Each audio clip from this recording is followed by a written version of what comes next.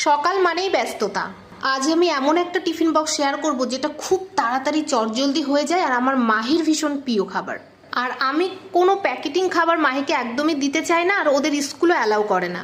বাচ্চাদের অনেক ধরনের পছন্দ অপছন্দ থাকে, তাই মাকে এমনভাবে টিফিন তৈরি করতে হবে যাতে তা থেকে প্রয়োজনীয় পুষ্টির পাশাপাশি বাচ্চারা আনন্দও পায়। মাঝে মাঝে কিন্তু আমি মাহির কাছে শুনেও নি যে মাহি তুমি কি খাবার খেতে পছন্দ করো, আর ঝোল জাতীয় খাবার কিন্তু বাচ্চারা একদমই পছন্দ করে না, তাই এইগুলোকে এড়িয়ে চলাই ভালো। এমন কোনো খাবার দেওয়া যাবে না যেগুলো ঠান্ডা হয়ে গেলে প্রচণ্ড শক্ত হয়ে যায়। মাহি স্কুলে যাবার আগে অনেকে আছে দুধ খাইয়ে পাঠায়, আমি কিন্তু একটু সামান্য ভাত খাইয়েই ওকে পাঠাই, তাহলে আমার দিক থেকে কোনো টেনশন থাকে না।